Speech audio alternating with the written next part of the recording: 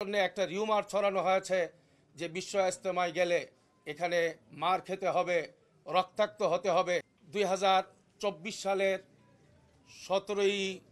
December দিবাগত রাত 3:30টায় গভীর সময়ে আমাদের নামাজরত, পাহারারত, ঘুমন্ত, কেউ জিকিররত অবস্থায় সাদ সাহেবের অনুসারীরা বিনা কারণে একতরফাভাবে যেই ন্যাক্কারজনক তাণ্ডব চালায়, হামলা চালায়, যার কারণে এই পর্যন্ত 4 জন সাথী শাহাদত বরণ করেছেন তাদের একতরফা হামলার কারণে, এবং শত শত সাথীদের গায়ে ক্ষত বিক্ষত যে পরিস্থিতি এখনো পর্যন্ত আছে, এটা গোটা দেশে একটা নেতিবাচক প্রতিক্রিয়ার সৃষ্টি করেছে। এবং সারা বিশ্বে যারা দাওয়াত তাবলীগের মেহনত করেন, বিশ্ব ইজতেমায় আসার জন্য যারা প্রস্তুতি নিয়েছিলেন, তাদের সকলের মধ্যে একটা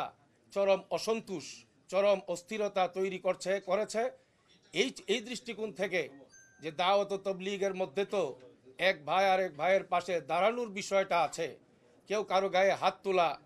মারা তো দূরের কথা, কেউ কাউকে কটুবাক্য বলা, শক্ত ভাষায় কথা বলা,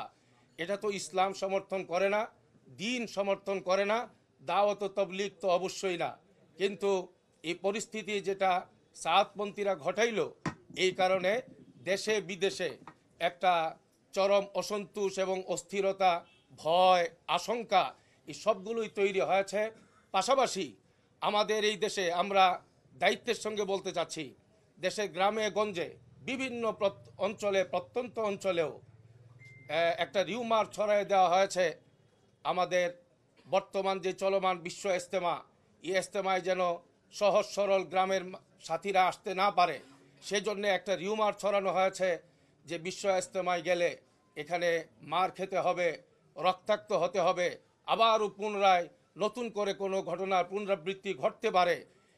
এই সব রিউমার ছড়িয়ে উদ্দেশ্য একটাই ছিল, আমাদের মাঠের উপস্থিতিটা যেন অনেক কম হয় আর দাওয়াতের এই মেহনতটা যেন ক্ষতিগ্রস্ত হয়। কিন্তু আলহামদুলিল্লাহ, আল্লাহ শুকর, কোনো অপপ্রচার, রিউমার এই ক্ষেত্রে কোনো কাজে আসে নাই।